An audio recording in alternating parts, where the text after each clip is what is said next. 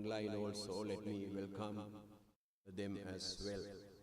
So today we are conducting the third seminar for this year, and it is under the theme that it's just to celebrate the World Migratory Bird Day. So as usual, there are two resource persons who are here today, in Professor Sandun Perera and Mrs. Indrachapa Weerasingha. Professor Sandun Perera is from Sabaragamuwa University and Mrs. Indrachapa Weerasingha is from University of Kelaniya.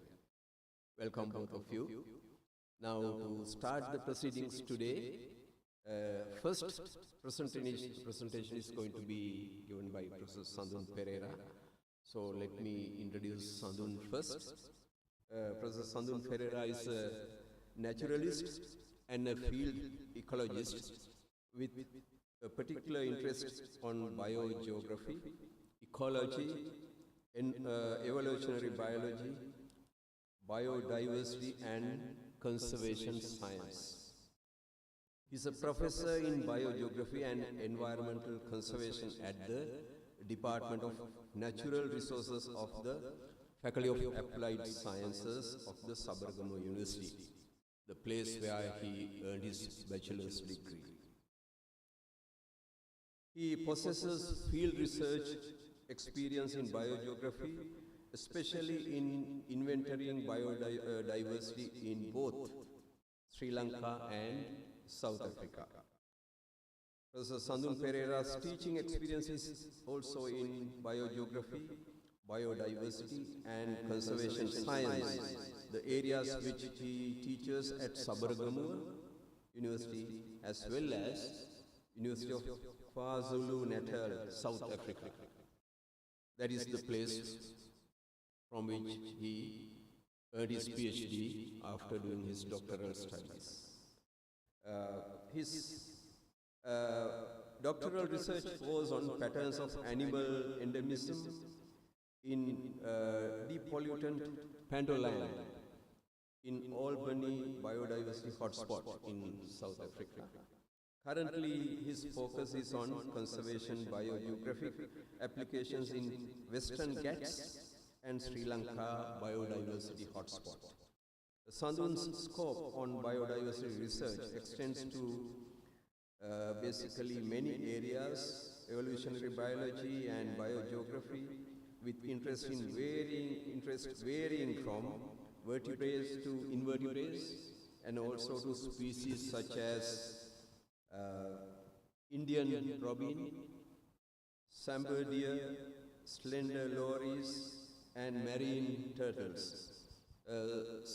Sandun currently serves as the Sri Lanka coordinator of the IUCN program and is keen to reduce the research, applications, and policy gap in biodiversity conservation. So it's my pleasure to invite Professor Sandun Perera for the first presentation.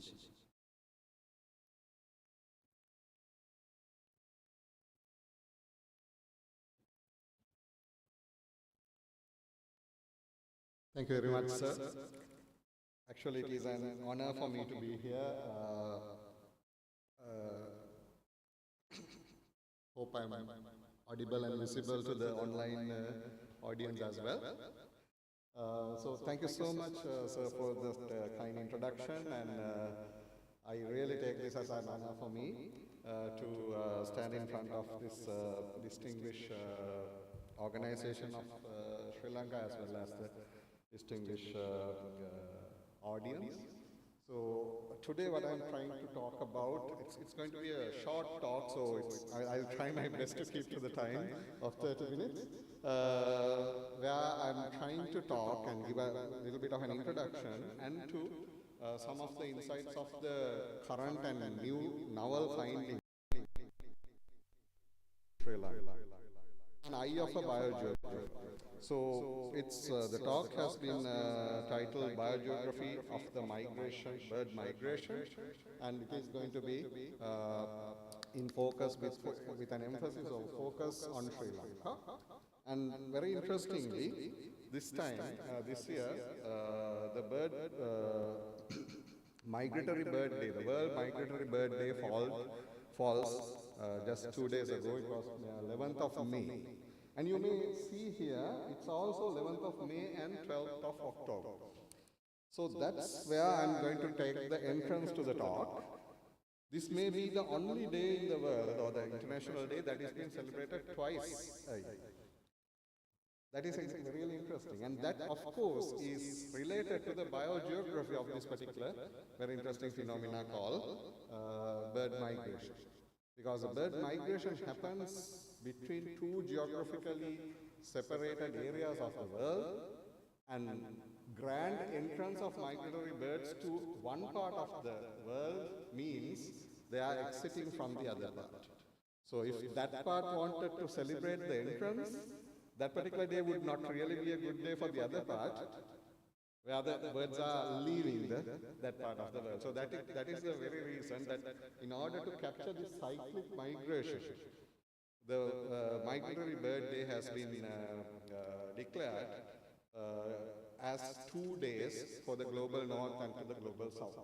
So this year it's 11th of May for us in spring, and actually, I mean, both parts are celebrating this. That is the Spring Migratory Day and the Fall Migratory Bird Day. So 11th of May was the Spring Migratory Bird Day for this year, and this particular cyclic migration will give me the insight to talk about the geography of this particular phenomenon. And it also is a very interesting awareness raising opportunity to use this phenomena to make people aware about the nature of us. So that has been done throughout what we call the flyways. Flyways are the ones that the birds are taking to move from one place to another. But before we really go into this particular discussion about the biogeography of the migration, let me just touch upon the theme for the 2024 World Bird Migratory Day. It again is related to the biogeography. So somehow, coincidentally, this year's World Bird Migratory Day is very related to my pet discipline of biogeography in 2 ways. I told you about the geographical aspect. At the same time, it is also related to the ecological aspect of the birds who are migrating around the world. One of the leading factors, one of the key drivers of this migration is the availability of food. Actually, the plentifulness of food, the abundance of food availability. Where the food is available, the birds will go.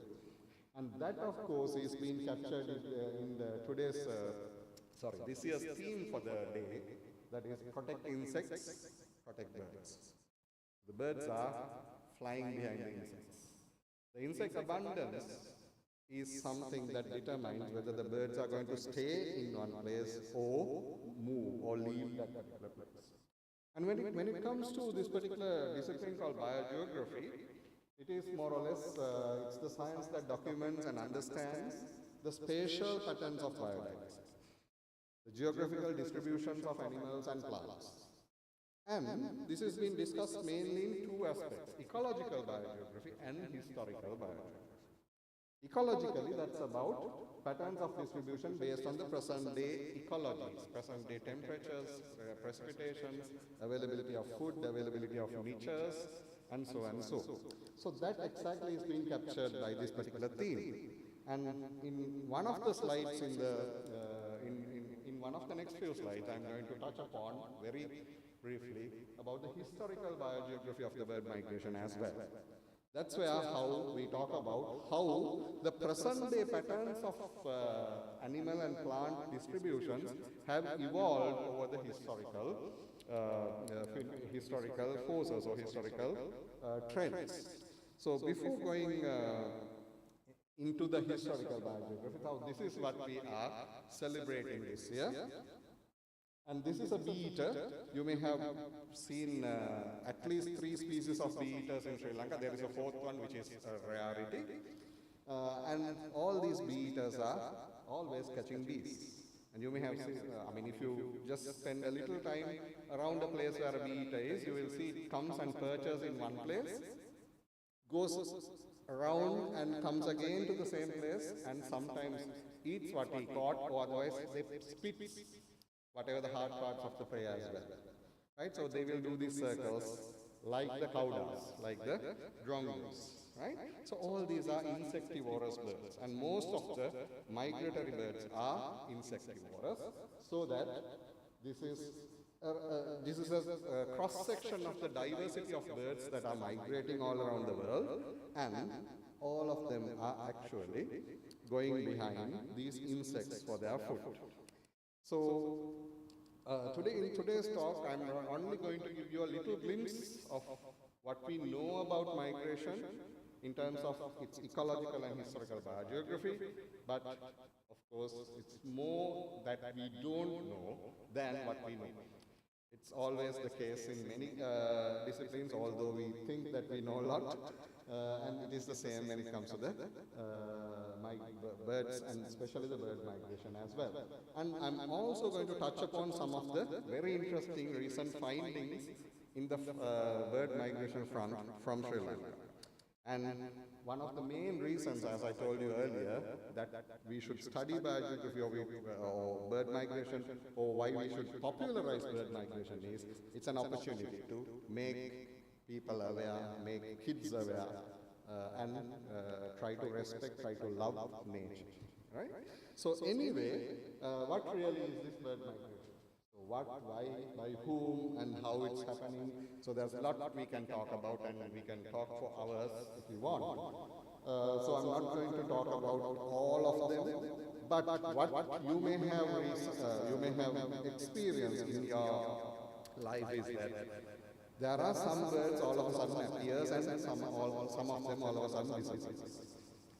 And when it comes to this particular story, if Koha comes to your mind, you are going on a wrong direction.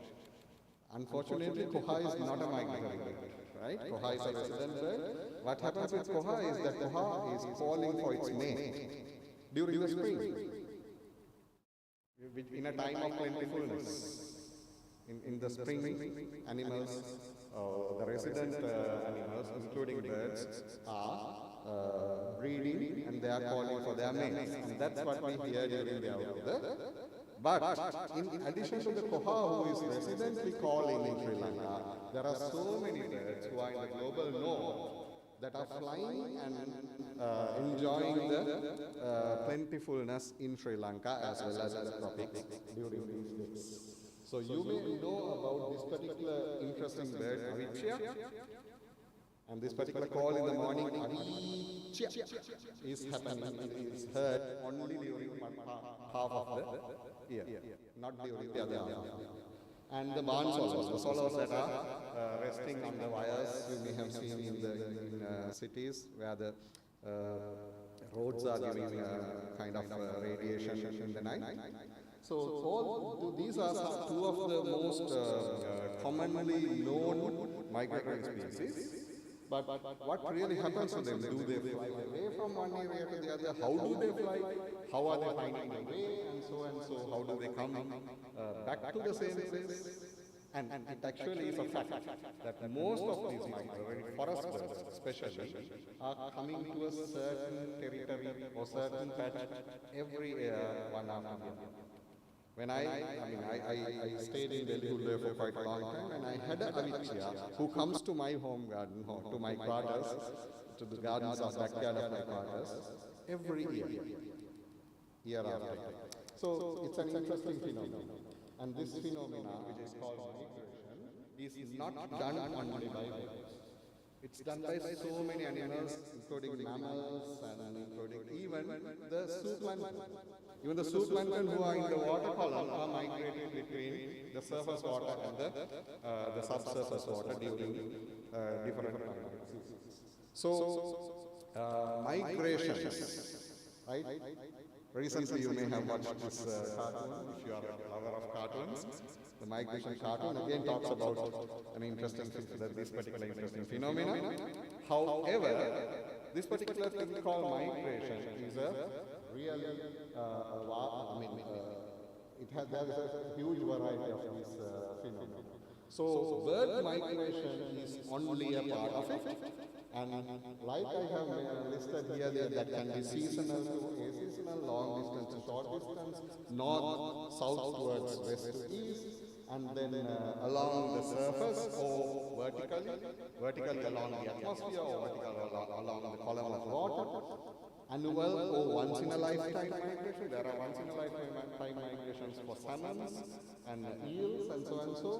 Sometimes they can be cyclic and sometimes not, and likewise. But it's a very difficult phenomenon to study. However, when it comes to the bird migration, it's much more simple because it is the regular seasonal movement, often happening from north to south and south to north again, along a flyway, which is a known route between breeding grounds and the wintering grounds.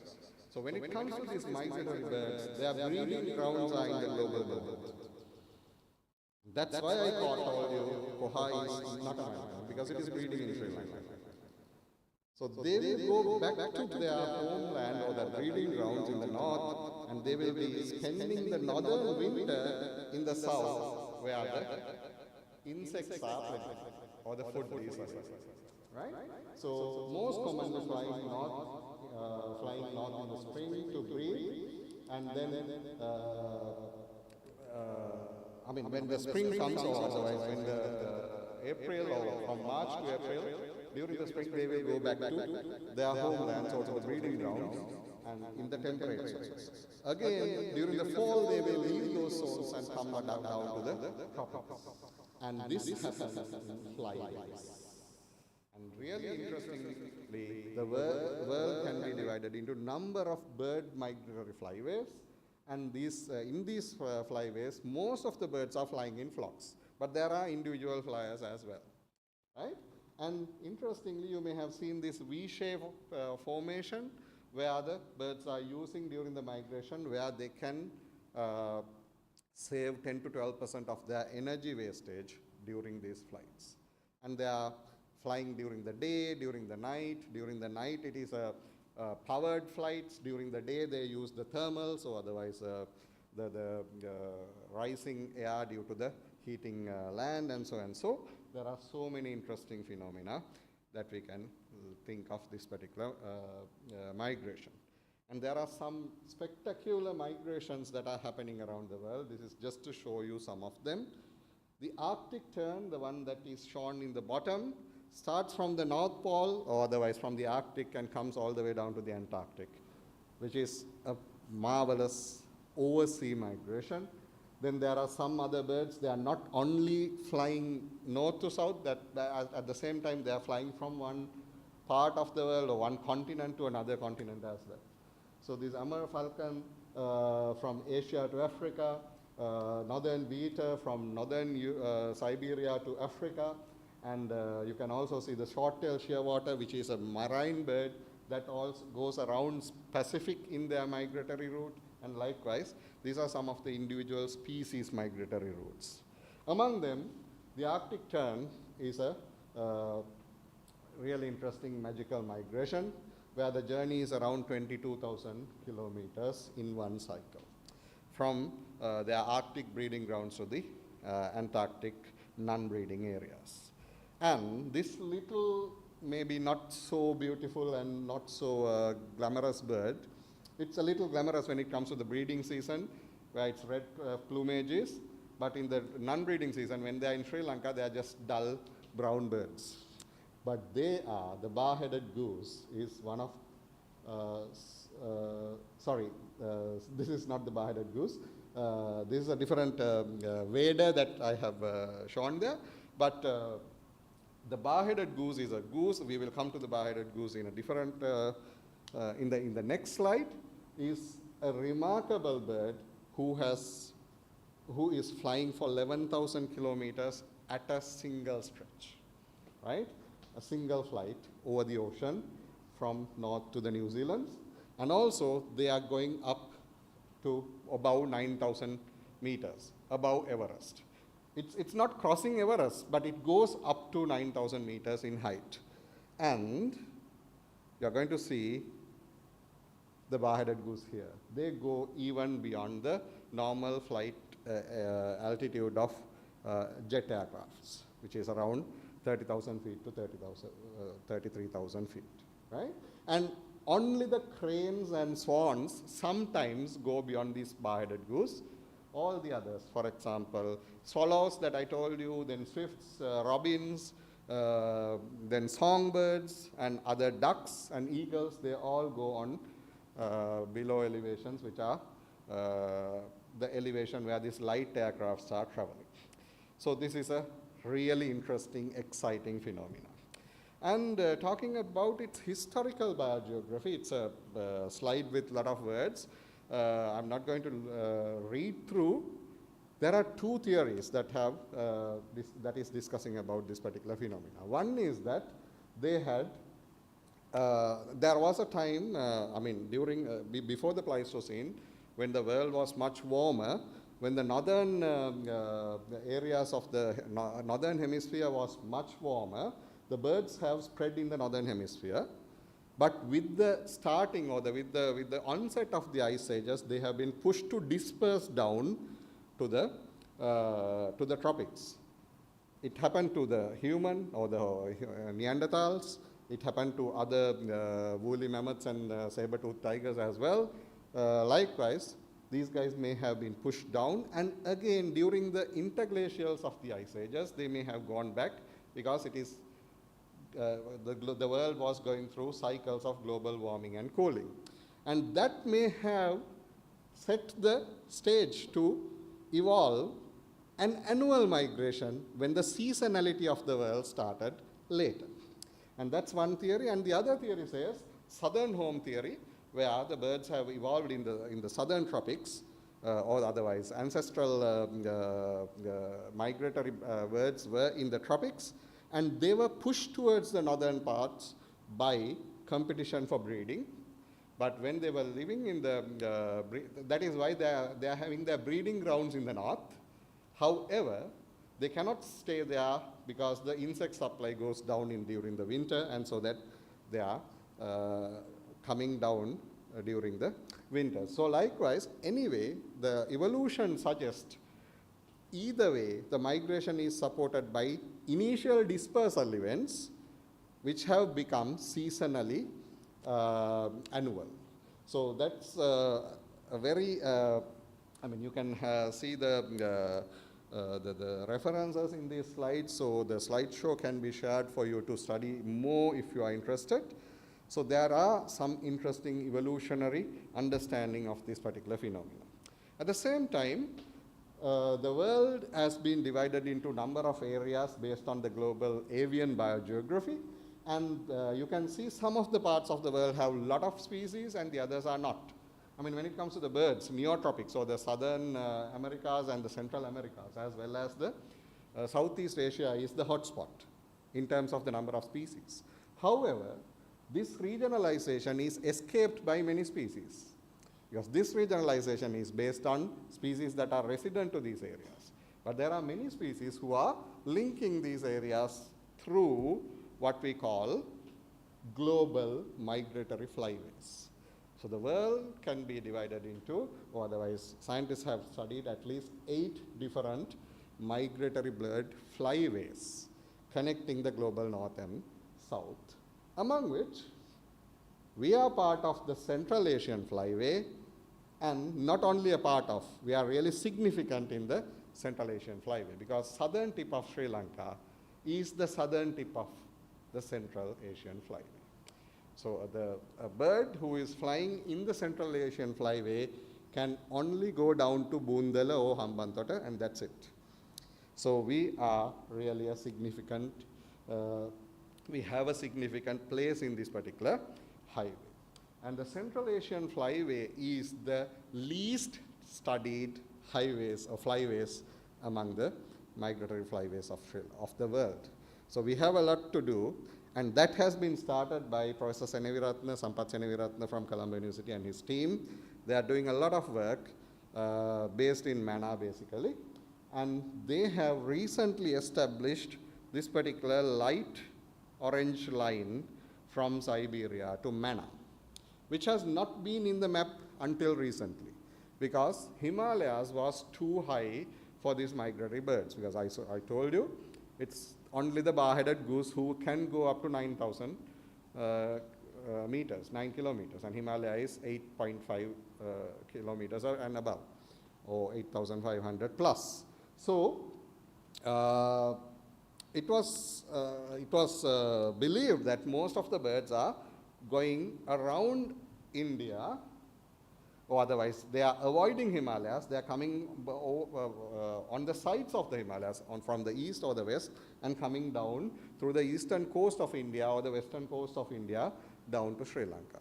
And in addition to that, there is a flyway, tiny flyway through the Andaman Islands as well. So that is how we believed that the birds are coming down to Sri Lanka through the Central Asian flyway.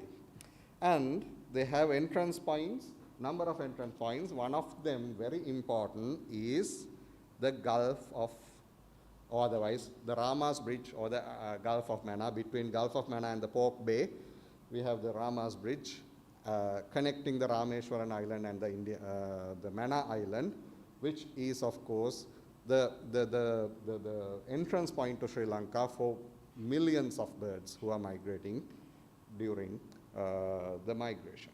And also, this was what we believed, and this is still truth for most of the migratory birds, and this has also influenced the avifaunal zonation of Sri Lanka. So the avifaunal zones, or otherwise inland biogeographical regionalization of Sri Lanka, this is the most recent regionalization, resulted in an exercise in 2019.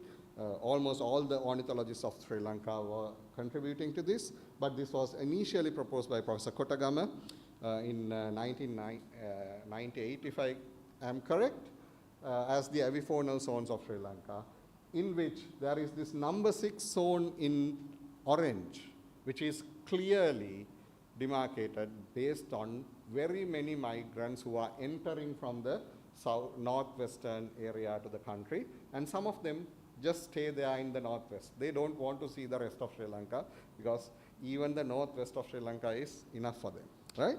So therefore, even the internal biogeography of the island is determined by these migratory birds. This is just to show a study by Dr. Chamindra Vijayasundara and his team from Peradeniya, to show how important the northern avifaunal zone of Sri Lanka is for migrants. This table as well, this graph as well as the photos are both from one of their posters, and this is to highlight more than half of them are really migrants. And all these blue ones are either winter migrants or other sorts of migrants. So that Sri Lanka is an important, it's not just a stopover, it's an important end for the Central Asian flyway. And as I told you, Professor Sampath Seneviratne has very kindly provided me some of the very interesting, exciting findings of their studies to conclude this talk, to show how this bird migration is really happening, and with a lot of birds that they have studied. There are internal migrations between India and Sri Lanka by the crab plovers. There are other ducks and Vijayans and other duck family species who they have studied around about the local migrations, and then they have also studied about northern and southern migrations of Huglin's gulls as well as the brown-headed gulls and other species that are linking the entire Central Asian flyway with Mannar. But one of the most interesting findings is in 2021 or 2, if I can remember correctly, they named this particular brown-headed gull as Sherpa Tenzing. That's the Sherpa who supported Edmund Hillary to climb the Everest, because this guy climbed Everest. This guy crossed Himalaya just west to the Everest. And this is the return journey of Sherpa Tenzin. Then there is the next one is Himakumari. Himakumari also crossed Himalayas. So the belief that we had that all the migrants are taking the coastal routes of India to avoid Himalaya has been disproven by the brown-headed gull. And at the same time, there are studies on Hughlin's gulls. So this is Manike. During the time that the song Manike was popular, Manike flew from Manna and went through the Western Asia to all the way up to Siberian plains and came down. Then Mega also did the same thing. So these are very interesting results of radio telemetry studies of Sri Lankan migrants to show how important our country when it comes to this particular global phenomena is. So I think I don't have much time and there's another speaker waiting until I finish. So let me finish it and we can discuss more during the discussion times, and thank you so much.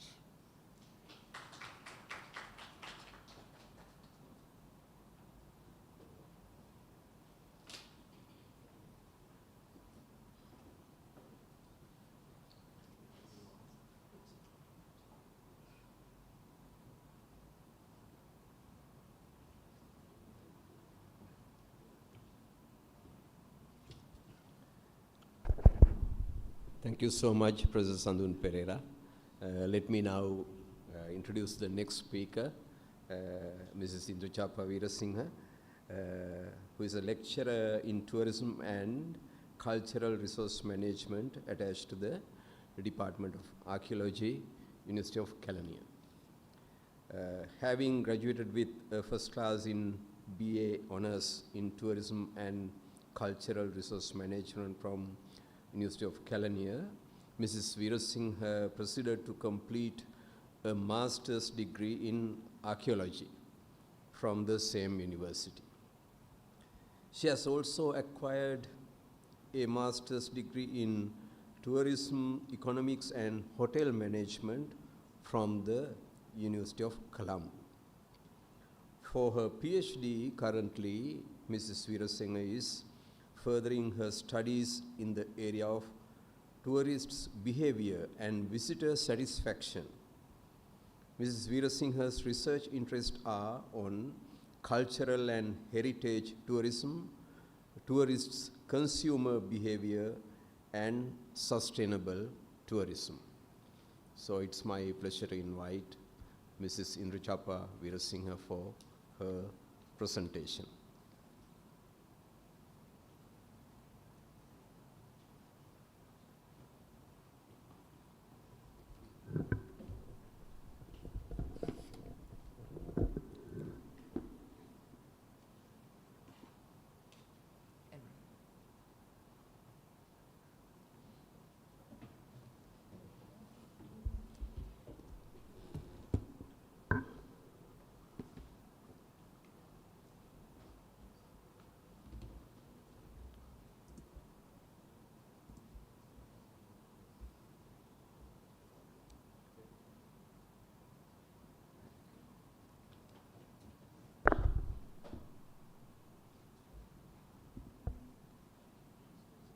Ayubowan. Wonderful evening for everybody. Ladies and gentlemen, I'm Indrachapa Weerasingha. I'm a probationary lecturer for the Department of Archaeology, University of Kelaniya. So first of all, I would be really grateful for all the professors and the members of SLAAS for selecting me and inviting me for this wonderful occasion. And frankly, I would say this is for the first time I'm addressing this type of an audience in this type of an association, right? So it's a great honor for me to be here. So I think being an expert of the field of this discipline, Professor Sandun Perera nicely and descriptively elaborated everything with regard to the birds' migration. My perspectives are based on the tourism, right? And how we can see the relationship between the birds' migration, especially bird watching, and focusing on the migratory birds, and how to get the socio-economic benefits out of this natural phenomenon. So, aligning with the SLAAS theme of societal impacts of migratory birds, I have arranged my discussion based on this topic, socio-economic benefits of migratory birds and ecotourism. Before we are moving to the ecotourism and how does it link with the bird watching and especially with the migratory birds, let me introduce you about the tourism industry, because that is the basement where we can reap the economic benefits to a country like Sri Lanka. Especially as a developing country, we are encountered and we are struggling with many of the economic constraints we are having currently. So this would be a great opportunity to find out the solutions in economic angle. So Sri Lanka is a small island, but still it's having a rich biodiversity and a huge and ample of resources. It's not only limited for the natural resources, but also it's having everything. That's why actually in the tourism industry, we promote this our destination with the unique selling propositions of authenticity, diversity, and compactness. Authenticity in terms of we are having our own identical resources in terms of cultural resources, intangible resources, and our people and their living lifestyle and everything, which are very identical for the Sri Lankanness. And also the diversity. So in terms of diversity, we have diversified cultures, diversified ecosystems, vegetations, and all types of natural resources. And compactness. So even this slide is depicting you inclusiveness, which means everything is there. Even though we are being an island, like we are having just 65,610 square kilometers, but still we can offer everything from beach to the central highlands. We are having diversified resources. So it is an asset for the tourism and hospitality industry.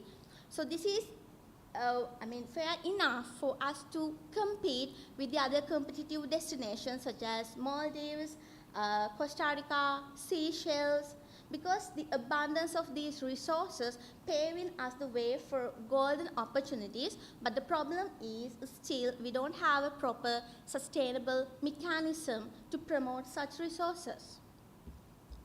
Even this slide is indicating you the small country, even though it's small in its size, we are having diversified experiences. So the Promotion Bureau itself, they're promoting the country as 8 wonderful experiences for 8 wonderful days, which means actually normally a tourist for Sri Lanka, he or she would be spending average 8 to 9 days. So within 8 to 9 days, that person can get 8 diversified memorable experiences, because we are a rich destination. When we have a look on the data of the tourism industry, you can see the successful growth or the gradual growth or rapid growth of the industry during the past few years. So 2018 is one of, actually this is the remarkable year in the history of recent tourism industry, where we achieved 2.3 million tourist arrivals. But what happened after 2019, due to the Easter Sunday bomb attack, and then again in 2020 and 2021, the global pandemic of COVID-19, and then again in 2022, just because of the social unrest and the political instability, economic crisis, all affected for the tourist influx of the country. Why is it that much important, the tourist arrivals? Because the revenue, foreign exchange earnings, the occupancy rate, employment generation, development aspects, all are depending on the tourist arrival. So this is really, really important for a country to grab the tourists for a destination. But still, we can keep a hope about the tourism industry in our country. Why? In 2023, amidst of these barriers and constraints and so many challenges encountered as a destination, but still we received 1.4 million of tourists in 2023. These are the latest data got from the Sri Lanka Tourism Development Annual Reports 2023. So you can see the revenue generated from the tourism, the average expenditure of the tourists. That means within one single day, a tourist who is coming to Sri Lanka would be spending $164.4 per day.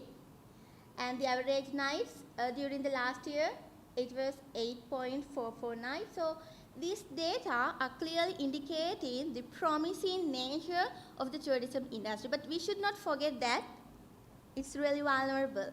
It's a sensitive industry, highly sensitive industry, because if something goes wrong in the world or in any corner of the world, it's directly affecting to the tourism industry. And for the host destinations, it's a great challenge. So as the destinations, it's the responsibility of all the stakeholders to consider and to be more conscious about the sustainability of the industry. Now let me tell you the link between the tourism and the migratory bird watching. Tourism is having different forms. So alternative tourism is one of them. What does it mean? Alternative tourism is rather different from the traditional or conventional tourism. Traditional tourism means the traditional mass tourism, where thousands of visitors are coming to the destinations and they are much concerned about their entertainment, their leisure, pleasure, and only about themselves, right? They are fulfilling their requirements without considering the host destination and its local people. But these alternative tourism are emerging during the 21st century. All the industries are now aligned with the themes of sustainability, the development goals and everything. So even for the tourism industry, the sustainability is a key driving force. Some of the examples for the alternative tourism are sustainable tourism, ecotourism, agritourism, community-based tourism. So now we can see ecotourism is a sustainable approach for any destination where we can utilize the natural resources in a sustainable manner while generating the employment, positive economic impacts for the host destination and also empowering the local people. I'll show you the definition of ecotourism. Let me show you this. This is the definition of ecotourism according to TIES, which stands for the International Ecotourism Society. In 2015, they gave the definition for ecotourism like this. It's a responsible travel to natural areas that conserves the environment, sustains the well-being of the local people, and involves interpretation and education. So here, these three pillars, environmental conservation, well-being of the local people, and dissemination of knowledge are really important. These are the basement of this principle, of this concept. So since I was talking about the alternative tourism, have a look on this slide, which gives a glimpse of a comparison between the alternative tourism and enclave tourism. Since we are trying to utilize the migratory birds, that natural phenomenon, for the ecotourism mode, we should know how or why this ecotourism is that much important. So of course, these traditional or conventional types of tourism, these forms of tourism do not bring much more to the host destination. Actually, some scholars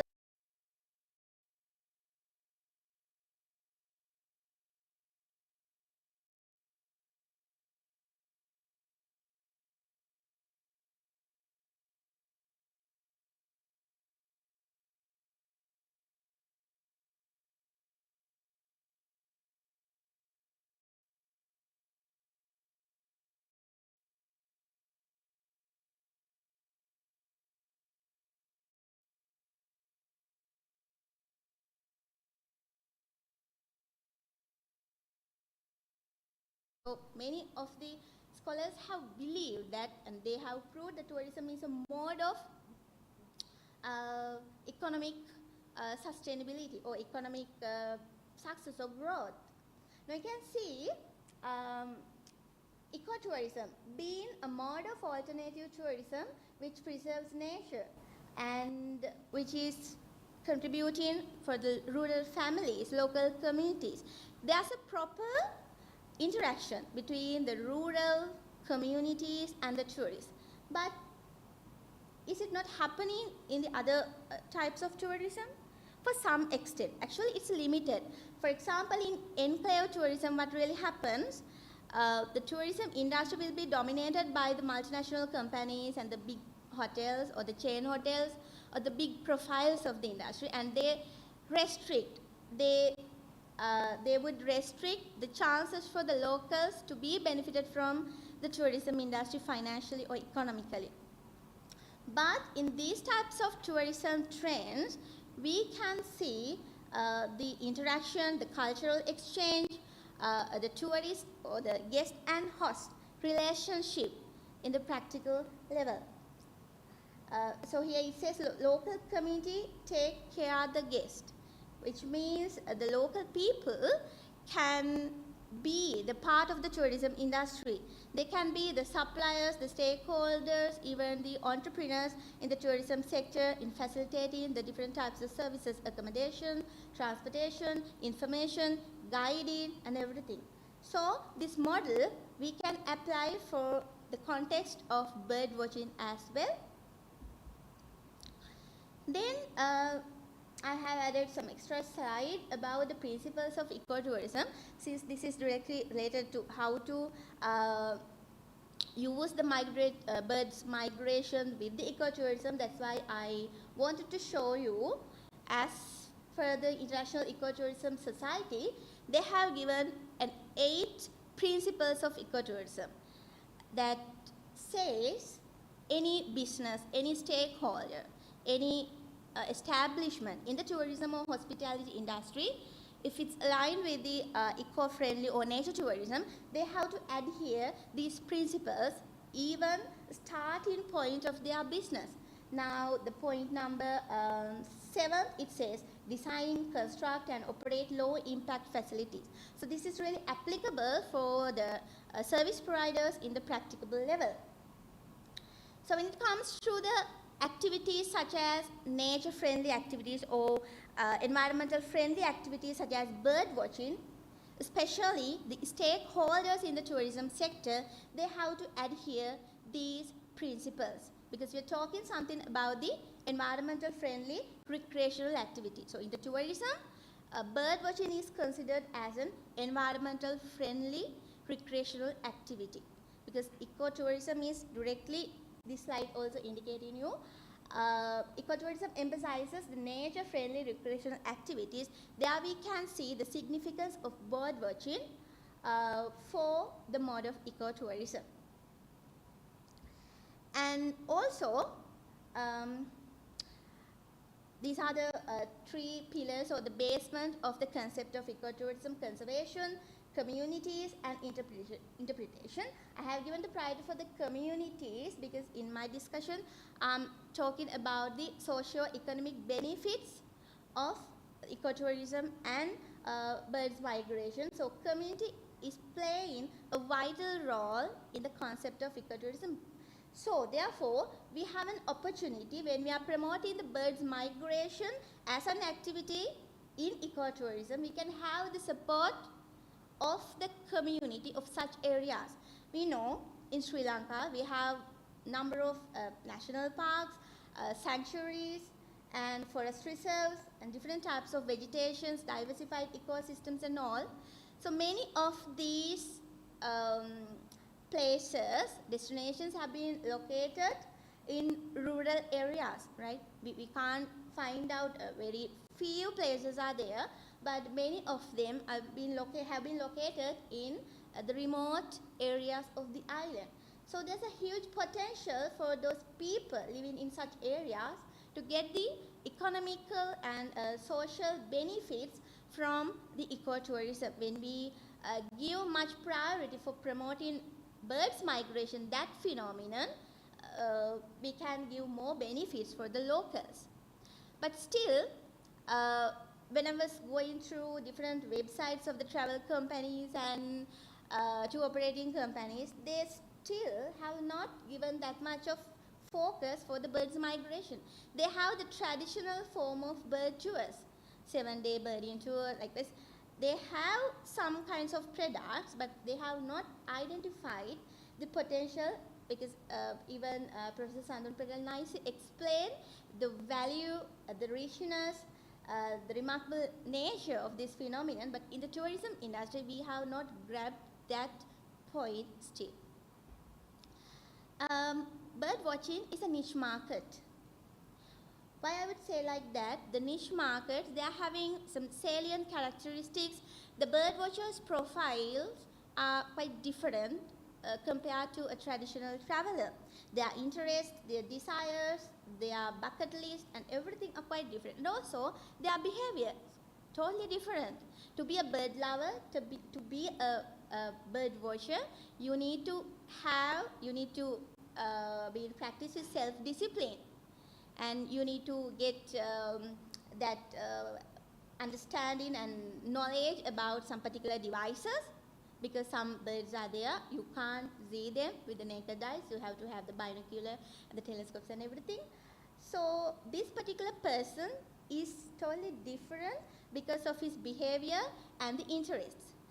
And especially when it comes to the industry aspect, we have to cater these special interest tourists after identifying their interest.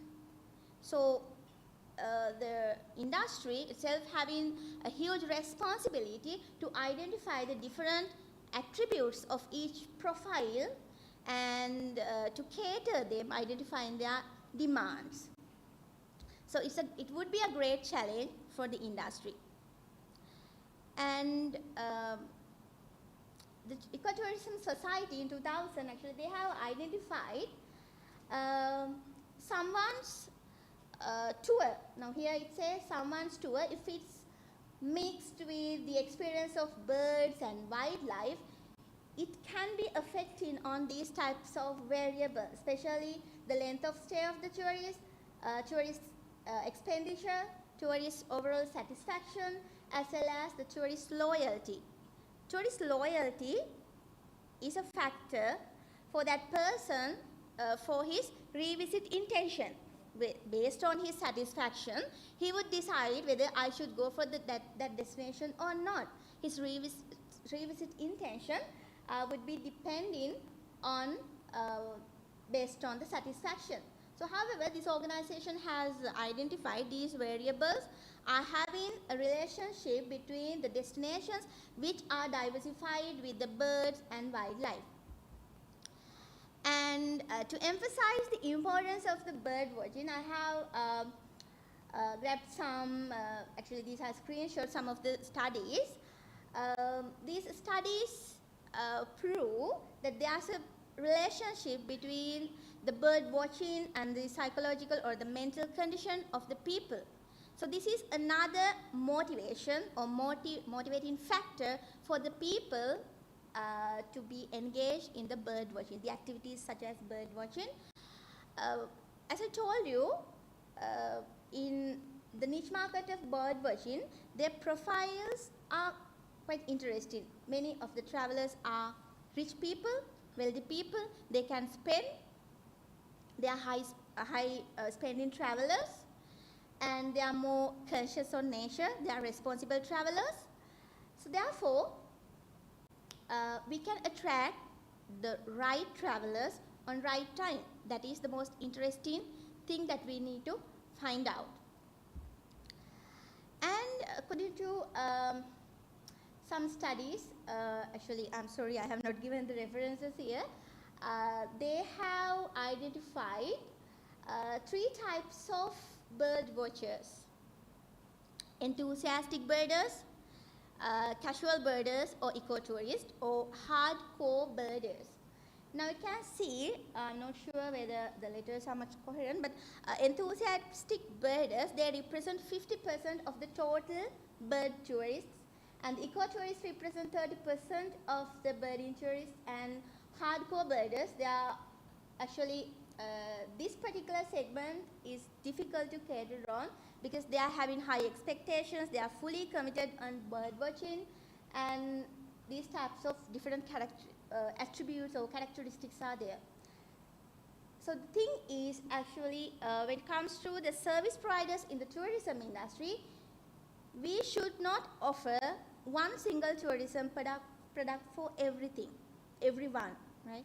We have to identify their different interests, their behaviors, their demands, and everything when we when we are designing and developing the tourism product. So this is really applicable even for the context of promoting migratory birds. So we can see the ecotourists which are in the mid of the list. Since I'm talking about the ecotourists today, let's have a close look on them.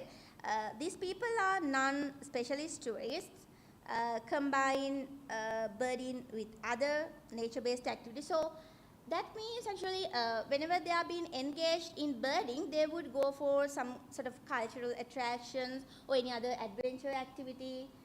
But it's totally different from the ecotourists are totally different from the hardcore birders, because these people are fully dedicated for observing only the birds, right? They would not be interrupted with the other types of activities. So that is the way, especially the tour operators and the travel companies who are designing the tour packages and birding tours, they have to think which segment that we are targeting on. Since Professor Sandun Perera explained about the bird migration and the geological aspect of that concept, I'm not talking about that thing, but the Sri Lanka's position, geographical position of the country is quite interesting. That's why, as he mentioned, the birds are flying thousands and thousands of miles, and finally they find out their temporary destination as some parts of the coastal belt, southern coastal belt of the country, and even the northern coastal belt. Some few migratory birds coming to Sri Lanka. Can go through the names. Now I'm moving to the most important part of the discussion, the socio-economic benefits of migratory birds watching in Sri Lanka. Now, if we have a look on the purpose of visit to Sri Lanka, it's quite interesting. Now have a look on different purposes. Actually, this is a result of the survey conducted by the Department of Immigration and Immigration. So they have found, actually this is the same chart or pie chart that we are coming across past few years. Normally, nearly 90% of the tourists are arriving to Sri Lanka for pleasure, and many of them are holiday makers. So the bird watchers, here actually we are not asking from the tourists those specific tourist interests. But however, the bird watching also coming under the pleasure category. So, which means we are having a huge potential. I'll show you a chart here. If we have a look on the tourist arrivals for the prominent destinations and wildlife parks in the country, you can see still we have not reached the maximum out of the total tourist arrivals to the country. In 2023, I told you we got 1.4 million of tourists to the country. But still, in this year, 2023, we have received in total this much of tourist arrivals. But Kumana, I have highlighted that national park. Kumana is one of the famous that many of the people are talking about. Kumana is a very popular destination for the bird watching, but still, if you consider the foreign tourist arrivals to that destinations, just 7,267 people, especially foreign visitors. So these data indicating that still for the bird watching, the country has not been positioned well. Right? We can do some more to promote the bird watching and especially attaching the migration of birds to design some new tourism products to position this market segment in a steady manner. And these are the potential destinations in the country for promoting bird watching, especially migratory bird watching in Sri Lanka. Even we have the irrigation related areas like lakes in Tisamaharam. And not only that, even in the North Central province, we have some areas we can promote the bird watching, especially these sort of activities. Still, those areas are much famous for the cultural heritage or pilgrims or religious tourism. So identifying the potential of the lesser known attractions, we can utilize these natural resources in a very ideal manner. If you have a look on the top 10 source markets to our country, you can see the first place from India, and then Russia, UK, Germany. But as per the international information, the most prominent source markets for the bird watching are UK, and Netherlands, and Germany. So you can see, even in our list, we are having some few countries which generate tourists to our country. So that means we can see kind of relationship. We can grab the attention from these UK, Netherlands, and even Germany. These travelers more and more towards the country because these are the prominent tourist source markets for the field of bird watching in the international market. Then, when it comes to the socio-economic benefits, so I explained you the concept of ecotourism. It's focusing on the environmental sustainability, economic sustainability, and the socio-cultural sustainability. So how we can utilize the bird watching with ecotourism? So when we are making the tour programs or tour packages, we should give our highlights for the locals. For example, as tourist guides, so I'm talking about the employment generation, we can give some basic employment opportunities for the local peoples based on their educational background and professional experience. Because tourism industry is an labor-intensive industry where we can get the labor power or human power very easily, especially in the countries like us, like Sri Lanka. So, based on their exposure to the surrounding, exposure to the nature, we can have their service for the tourism industry as tourist guides, as local guides, as naturalists, as even as interpreters or translators, and some service providers such as transportation facilitators. Now here you can see it's a kind of ferry in the lakes, in the maybe rivers, so any type of water body. Especially the water bodies are much prominent destinations for the migratory birds. They are abundant in such ecosystems. So we can use these types of ferry systems, boat safaris. So you might be thinking that it's kind of grassroots level employment opportunity, but still it would be a great opportunity for the local people who do not have any other money earning method. So that is how we can reboost the economic condition of the poor area or rural areas of the country. And another aspect is infrastructure development. Whenever these types of destinations are identified by the Ministry of Tourism or whatever the agencies, especially Sri Lanka Tourism Development Authority, and they have a different section such as domestic tourism. So those agencies and authorities can include these areas for their tourism development plans or for their master plans.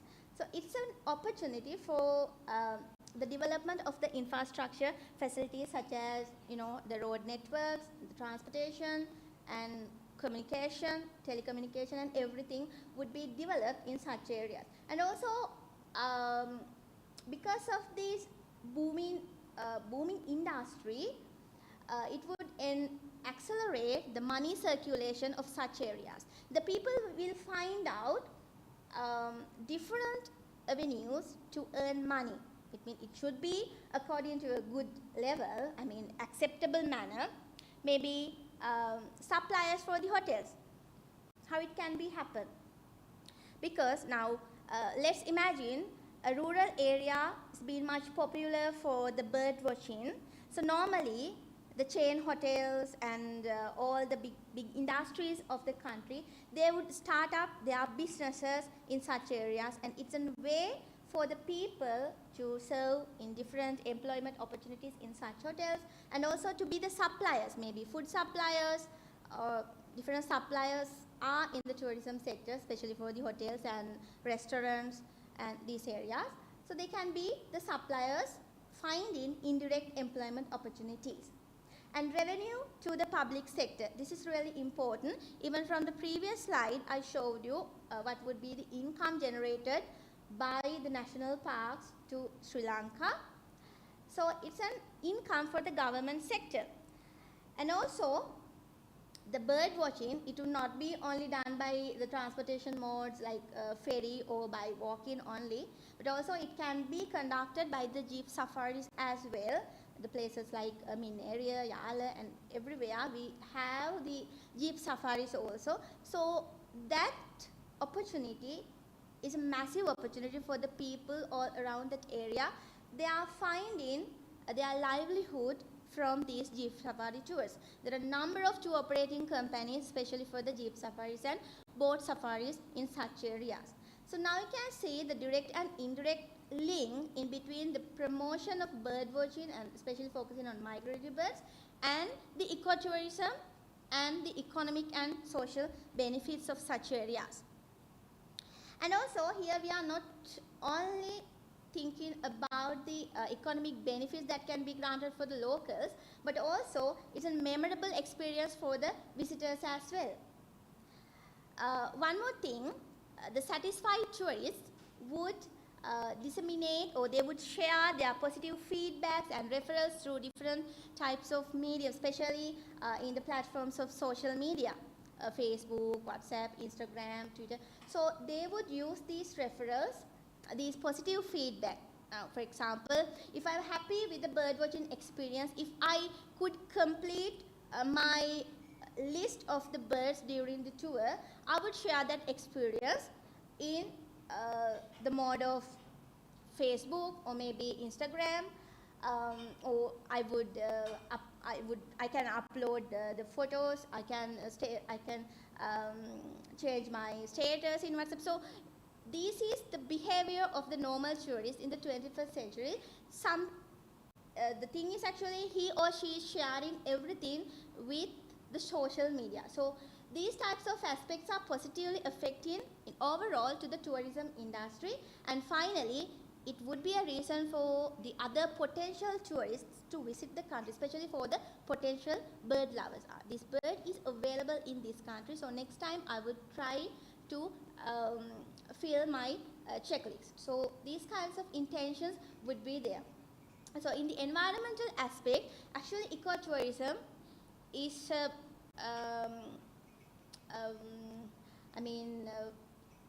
precious opportunity for the environmental conservation, because the ecotourist is a responsible traveler who would be having a high consideration of the ecosystems, and even though he's conducting his behavioral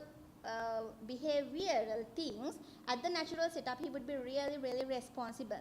So minimum impacts would be occurred at the natural setup. And also that person is leading for dissemination of knowledge, The research-based explorations can be conducted, then volunteer programs such as reforestation programs and programs for conservation of endemic species and threatened species. So many rich people in wealthy countries, they would like to be engaged such kinds of programs. That's why we're telling that we need to attract the right travelers to the country to earn the economic benefits and also to reap the environmental conservation aspects. Now, I have quoted some of the TripAdvisor reviews grabbed from the TripAdvisor website. Actually, there are thousands and thousands of reviews for each and every national park in the country, but I have selected some few more. They have highlighted their comments. That's why I told you, because of the behavior of the modern traveler, they would share everything in the global social media platforms. So if they would say something bad about the services and the bad experience that they had in the bird watching tours, maybe some issue with the tour guide, the facilitator, maybe a problem with the ferry service, the boat service, maybe a problem with the accommodation, everything can be shared within one single minute or second. It's all around the world, the people in the world. So they have highlighted, some people actually, they have highlighted the service, the language of the guides, the service and the accessibility facilities, the transportation. So this is really important when it comes to an industry like tourism, because tourism is a sensitive industry.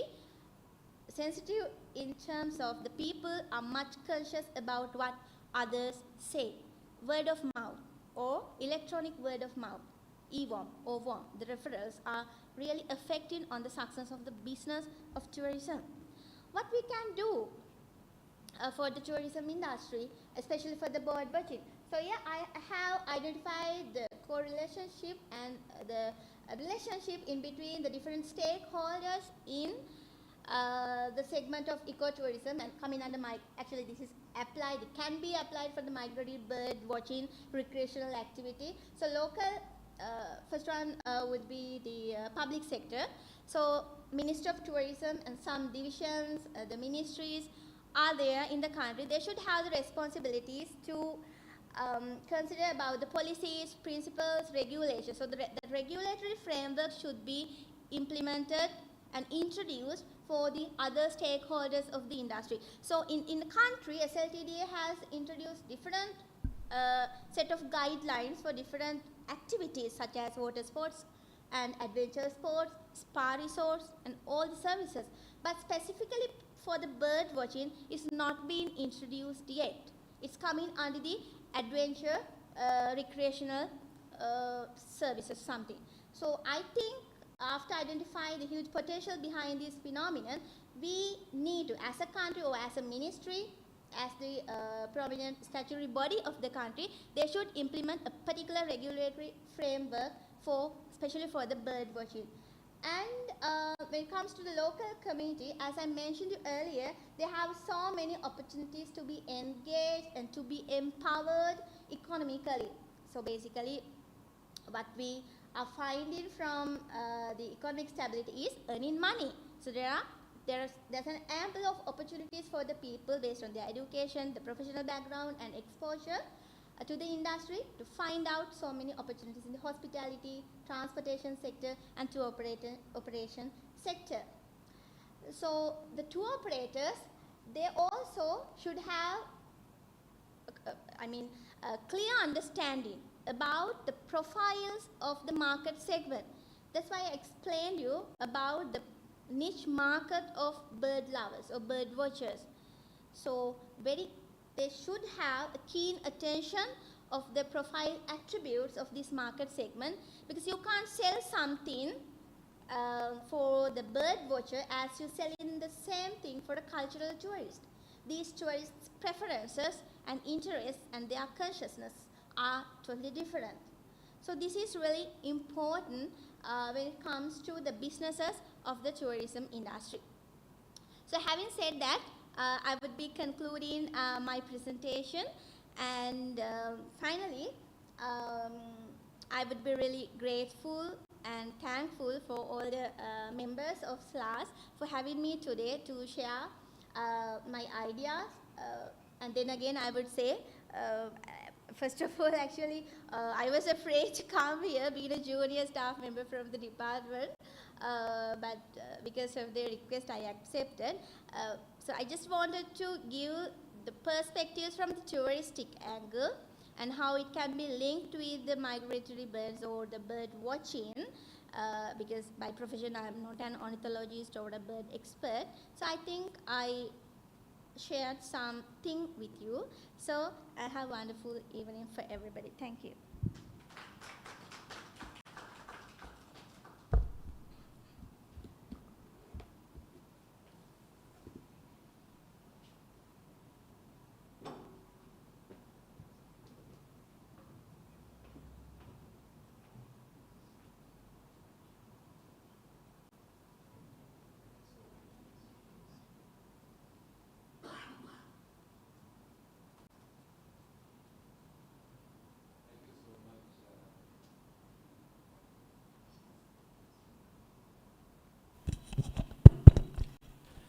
Thank you so much, Ms. Indrachapa Weerasingha.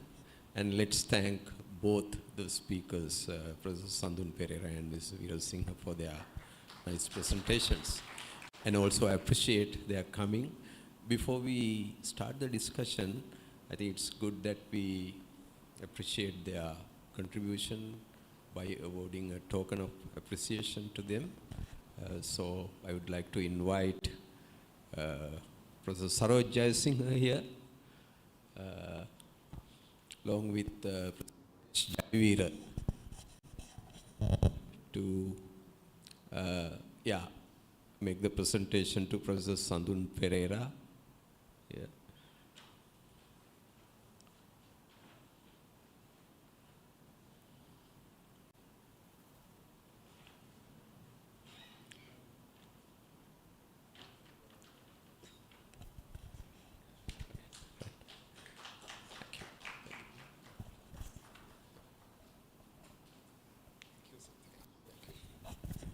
Let me now invite our General President also here, along with, can be here as well, yes, because Professor Ramani Vijayasekara also, to give the token of appreciation to Mrs. Indrachapa Weerasingha.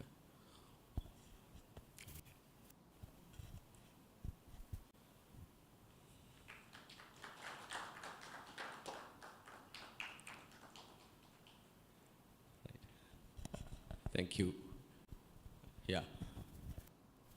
I guess I have no fear, right, Ms. Indrachapa? And have a discussion now. There are some participants who have joined online also, so we have to open the discussion to them as well. From within, if you want to raise any questions, make any comments. Professor Sandun Perera itself, yes. Sorry, actually, I'm going to start the discussion because there is a little note that I want to make here. That particular, because during the last minute preparation of slides, there was a little mix-up. I was talking about this bird, the little brown bird that flies for 11,000 kilometers at stretch. That is actually the bar-tailed godwit, and the next one is the bar-headed goose that climbs or otherwise has the highest migration above 9,000 kilometers. So that was a mix-up in the slides, bar-tailed godwit and the bar-headed goose. So I thought of, it just hit me when I was sitting here after the talk. Thank you. And also I have a little comment for you, Pradhan. Now when it comes to this particular niche tourism with birds, I think there are two major aspects that we need to think of. One is the bird migration. There are a lot of opportunities in areas like Mannar for huge aggregations of migratory birds. So that is one aspect. At the same time, Sri Lanka has about, now it's almost 34 endemic birds to the country. And there are some high-end birder tourists who are coming to just see the endemic species. So that, of course, is another niche market which can be exploited with really high rates, because that is happening all over the world. Thank you. What's the impact of climate change on this? On migration, any major impact? A really good question, sir, but I don't really have an answer, because climate is a driver for migration. So that, of course, there should be changes happening. Already changes may have started. Things like really micro geographical changes to larger flyway changes. So we won't see anything like flyway changes maybe for the next 10, 20, 30 years, but in 50, 100 years we may see those things. But one interesting thing that I have personally observed is, now micro thing when it comes to a single migratory bird. So I'm sure most of you may have gone the migratory seasons, may have seen the barn swallows perching in hundreds or in thousands in wires above Ratnapura, which I would have recalled like 15 to years ago. It was a common sight. Now, those barn swallows are mostly in Balangoda. In the place called Tumbagoda Junction, in the wires above Balangoda, you can see the same phenomena, which clearly indicates that average temperature bands are moving along the altitude. So the temperature is rising. So the temperatures that we had in Ratnapura 15 years ago can now be seen, can be now be felt in Balangoda. So the temperatures in Balangoda must be somewhere in Haputale. Temperatures in Haputale must be in Horton Plains. So the temperatures that were in Horton Plains are in the heaven.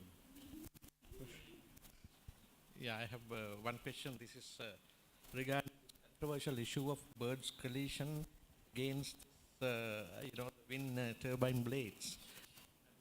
I'm looking at the engineering point of view, where we do develop wind energy with lots of lines, and even 3 meters has been now open up, doing this for these migratory birds. Most of these specialists ask only to look at the migratory birds, but nobody is contemplating on raptors, waders, bats. So by my basically collide against these blades, for which nobody is in, because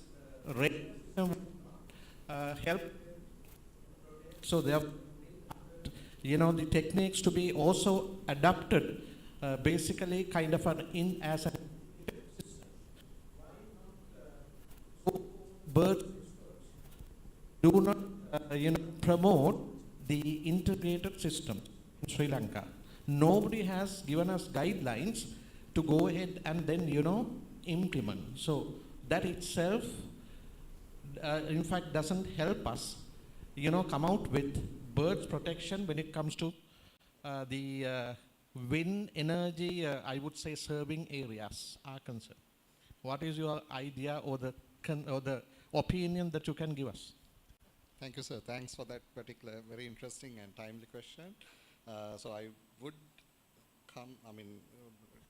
answer with two aspects mainly. So of course that I really respect you for this bringing up this integrated approaches. It's not only when it comes to the wind turbine issues. In most of the natural resource management endeavors in Sri Lanka, we don't really, although we talk about integration, it's not really happening on the ground. So that of course is something that we need to think of. It's not only the radar system that is detecting the clouds of migratory birds that has to be there. There should be other mechanisms for the resident birds in the areas. At the same time, there are studies in the world that says that the resident birds get habituated along time, I mean with time. So that of course is a aspect to be considered. But when it comes to the wind power plants in Mana, I would like to bring up two things. It's not about wind power plant or the renewable energy or the migratory birds. It's about the policies and the implementation of policies in Sri Lanka. So if we have something called environmental impact assessments, I mean, they should not only be in the law or the policy. There should be a proper way of, I mean, not letting loose environmental impact assessments to pass I mean, to get the approvals. So, and at the same time, the public hearings on the environmental impact assessments has to be taken very seriously. And if the process of environmental impact assessment and taking the mitigatory measures from the environmental impact assessment happens correctly, much of the things can be corrected. The problem is we have the laws, we have the policies, everything, and we also find loopholes to go through. So what's the point of having the policies and the regulations if we allow things to be not taken heavy, right? And the one other thing is, now it comes to the Mana area. So the Thamba Pavani is the plant that actually used this radar system, where the wind power plants were along the, I would say, the western border of the Mana Island. Now the new ones are planned to go all over the Mana Island, including the northern and the, I mean, it's more or less all over the place. So there is something called a carrying capacity for anything. So I mean, if the radar system becomes a mitigatory measure for the migratory birds in one plant, doesn't really say we can have plants all over Mana. So that also needs to be understood. So of course, conservation should not be obstructing development, because when it comes to conservation, it again is a human-centric aspect. It's not not a selfless thing that we are doing for the love of plants. It's also human-centric. So conservation has to happen for us to have the services that the biodiversity provides us. So it's again long-term selfishness. But what we need to understand is the development and conservation has to go together. So there should be a I would say co-evolution between these two. So that's the problem that we have, because once we think, okay, in one place, we can have it all over the place, it is not going to happen, because as I told you, Mana is one of the most interesting migratory entry points to a landmass in the whole world. All of those migrants are channeling through the Adams Bridge or the Ramas Bridge, and that's why it is been declared as a national park. And we also have the rules and regulations and policies. But still, why are we having so much of an issue? Because if we have demarcated it as a national park and identified the importance and have done studies about the categories and so, let's stop at the limit. I think that's where we have to think when it comes to the between the link between development and conservation. It has to go the same way, not on opposite ways. Sorry if I took long time.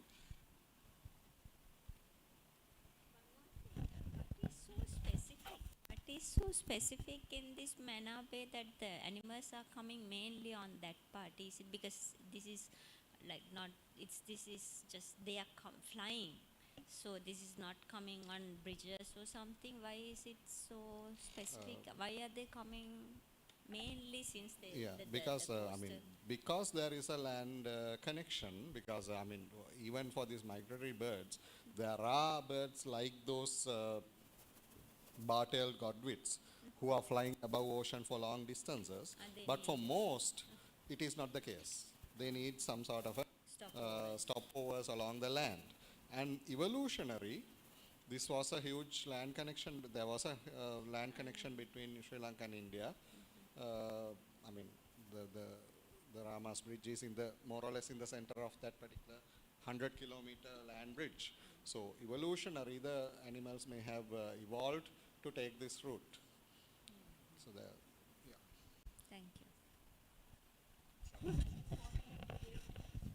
You gave two theories as to why birds migrate, but they pass so much of distance and climates to come here. In their very continents also, these pockets of food and feasible environment conditions must be there. So why are they coming so far? Like, is there a biogeographical sort of a explanation? Because I mean, through evolution, at least when the environment changes, shouldn't they be going within their continent, like detouring to some place? Why are they doing that? If you can just clarify a bit, are you talking about the same species not stopping at one destination? Or, I mean, Yeah, you said that when the food is scarce during, they come to more favorable conditions, Yeah. but within their own continents, their large continents, Okay. they are in some continents at least, there must be favorable pockets where, why are they coming so far? I mean, is there a sort of evolutionary or so this biological? I mean, if I try to answer this, so the pockets that we see today may have not been there in the history when this large-scale global warmings and coolings were happening. So they may have been pushed for long-distance migrations at the onset, which they may still be following. So that's one possible answer. And then at the same time, as I told you, some of the birds that we know, that individual birds have their preferred patches of habitat that they want to come and spend their winter. So, I mean, Indian pitta or a forest wagtail that comes to southern Sri Lanka can easily stop somewhere in northern India. For some reason, they have picked that particular location and there again and again. So, something. So it's kind of interesting, because so it brings the question: are animals on I don't know, even humans, are we embodying our environment? Like, if you're saying that they are following those early earth plates, like, you know, whatever, they're very early habitats. So that is some kind of a biological that means you are kind of biologically wired to your environment, or, you know. Yeah, of course. Yeah. So you're embodying something. Embodied, probably. yeah. So these are instincts, and yeah. And as I told you, I mean, there's a lot that we don't know about the migration than what we know, really. So there's a lot to study. And Prof was asking me whether, I mean, who are doing the studies about migratory birds in Sri Lanka. So it's very few people. I mean, it's nearly about 5 to 10 people who are really doing hardcore studies, not even 10. But of course, one good way of making studies on migratory birds popular is the use of tourists. The citizen science can be brought into the picture because they take pictures, they upload pictures in the social media. So all of that can come into a single database that provides more and more knowledge about the bird migration.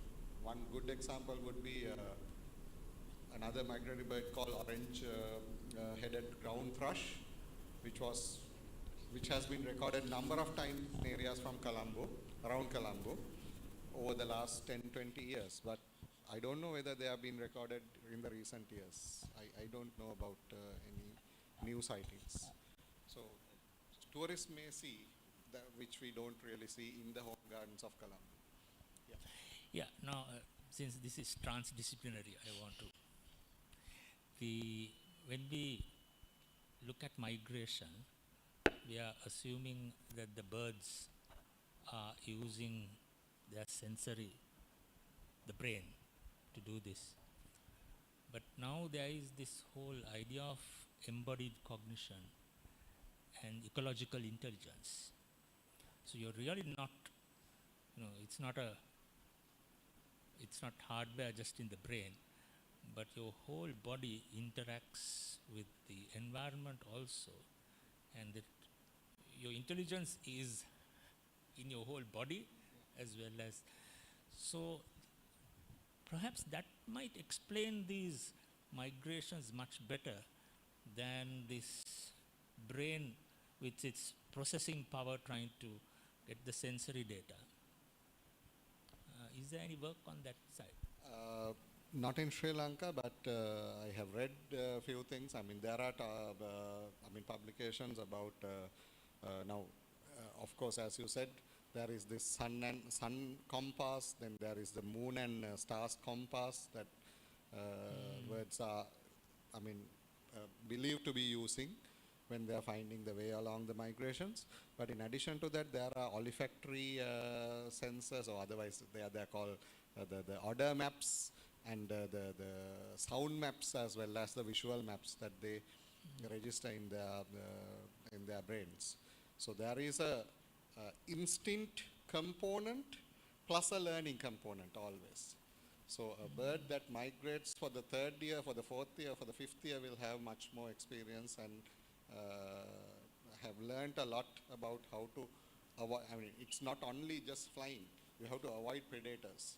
You have to know. You need to know when is your next stopover.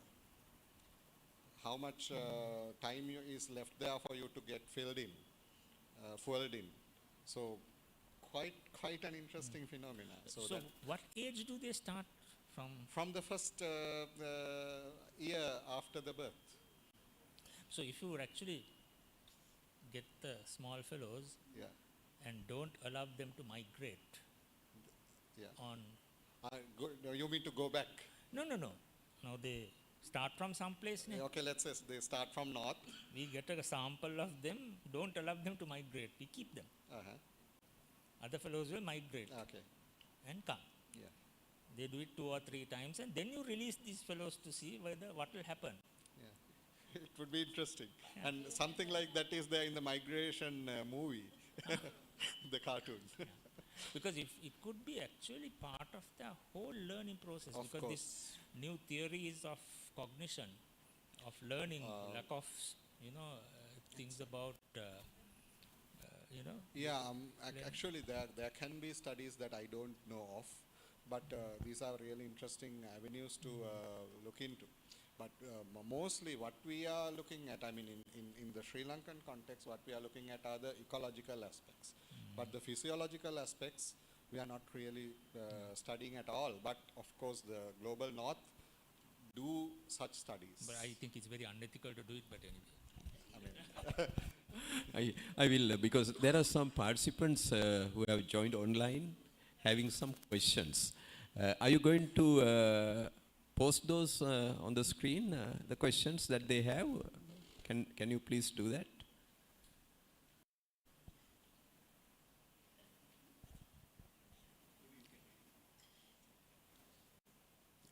Can you read?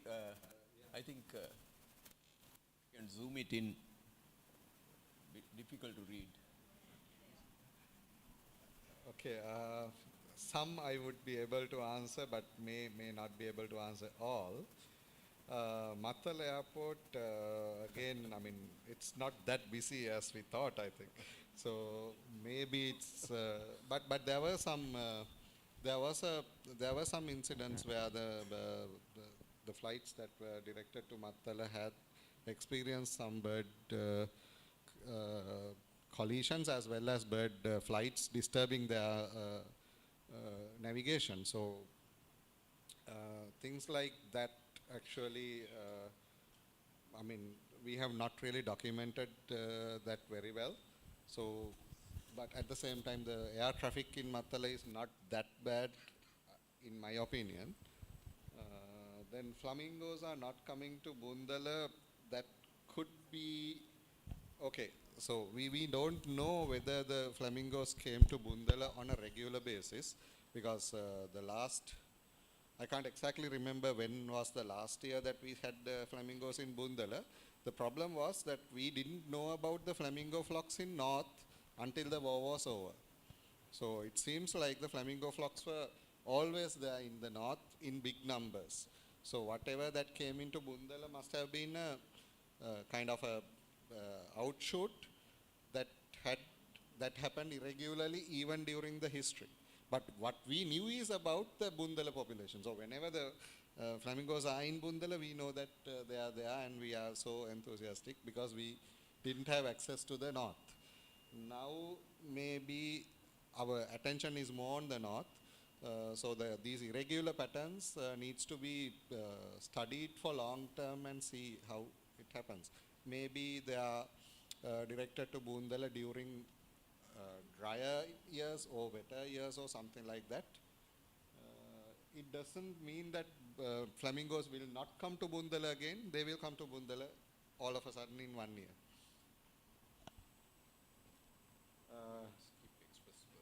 Yeah, I think that is not really relevant to the content. That I don't really have expertise to talk about, the express pearl. Yeah, the Adani power plant, I think we discussed. Anything else?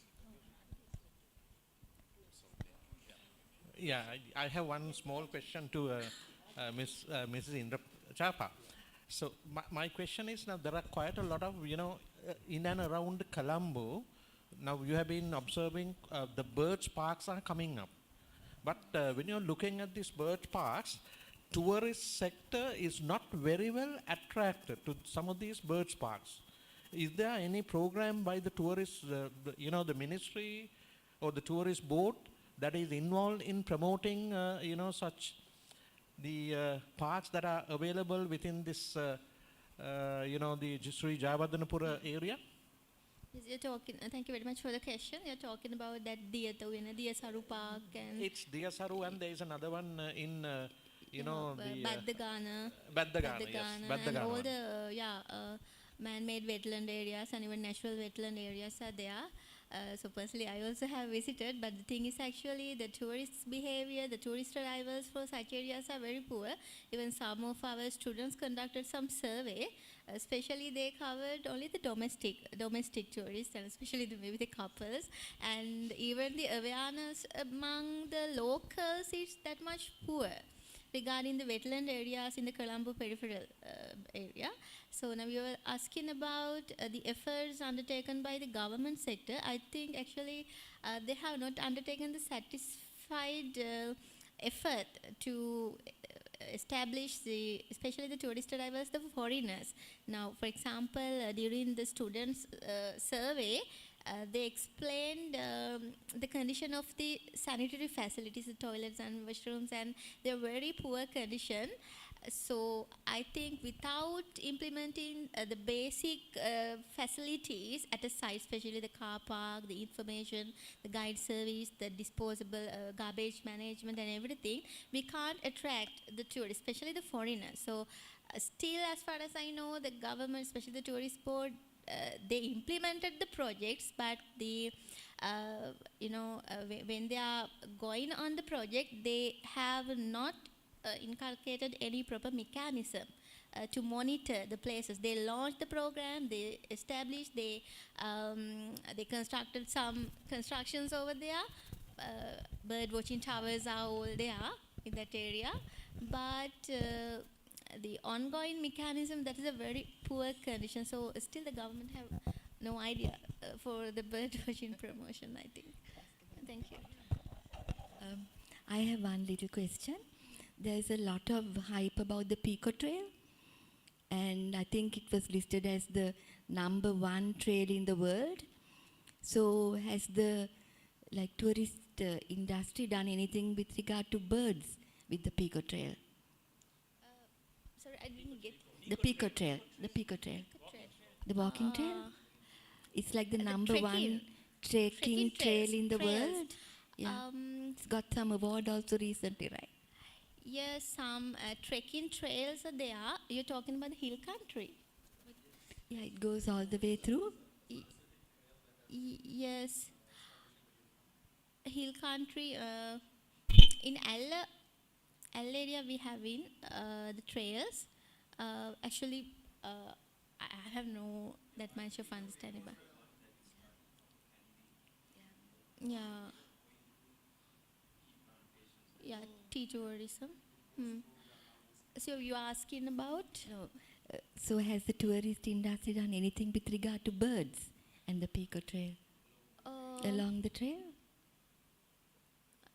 As far as I have no Nothing? idea specifically about. So there's no No. birds, right? There are? Yeah.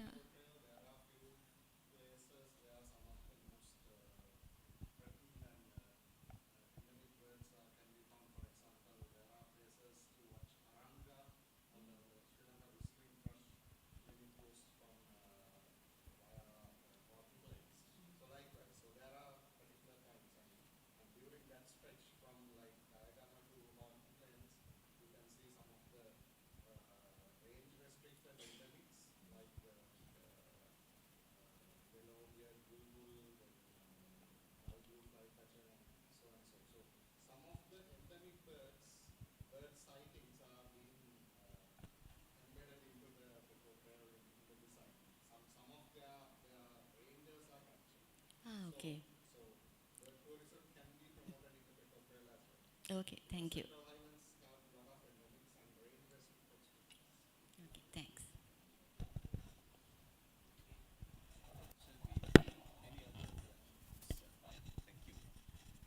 Yeah, I must thank both Professor Sandun Perera and Ms. Indrachapa Weerasingha, but I think to propose the formal vote of thanks, let me invite Dr. Pasan Bandara.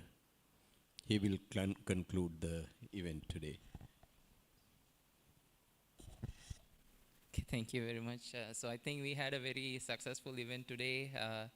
Two very pleasant, nice talks, and then a very active discussion with the speakers. We used to talk about a lot of conflicts, problems, disasters, and all that, but today we had a very colorful theme and as a colorful topic of migratory birds and how we can utilize that potential for some economic gain as well.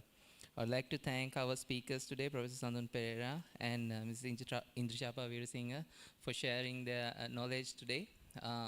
So just to summarize what we discussed here today, we learned about how Sri Lanka is a hotspot in migratory birds and how some of these amazing birds end up in this amazing country. And then how this potential can be used for ecotourism and as a part of ecotourism. Now, since we are talking about interdisciplinary and transdisciplinary approaches in this committee, I just want to point out that she, in her talk, discussed about different types of bird watchers. There are hardcore birders, and there are some regular tourists, ecotourism, and there are different levels of people who can engage with these opportunities. So as Professor Sandun clearly mentioned, that there are several aspects. There are these spectacular moments where you see these thousands of birds gather around in one place, where even a common person, when they see these kind of sceneries, they would just be like really amazed, even without knowing what the species is. But then there are these hardcore birders. They are having this very serious checklists. They go around the globe to find this specific bird or the specific behavior of a bird. So in that particular sense, as we saw today, Sri Lanka had that both potentials to cater those two ends of the tourists. And I'm pretty sure even the handful of people who are working on this migratory birds and these who are looking after, who are trying to decode these amazing behaviors of birds, will actually come forward with more and more interesting facts about how Sri Lanka is catering some of the amazing species. So that would basically open up more and more avenues for the hardcore birders to come. We have to acknowledge that even now, there are some very specific amount of people, like for example, if they have seen a picture, if someone posts a picture about the, let's say, flamingos, there will be people who will take time to go to Mana or northern areas of the country just to see them. So there's this niche market still, and there is a true potential that we can develop from there onward. But we need to understand also that this is a very sensitive matters. Birds, it's very sensitive, and then the tourism is again a sensitive market. So basically when you want to combine these, there need to be some very integrated approaches need to be made. So there has to be environmentalists, economists, and then in between there needs to be a lot of policies that need to be made sure that we are not harming the behaviors of birds and all that. We are not basically destroying the nature, but harnessing the economic values that we can get from. So I take this time to thank Prof. Sandun Perera and Mrs. Indrachapa Weerasingha for accepting our invitations and coming here, sharing your knowledge, and it's a really interesting to see your presentations today.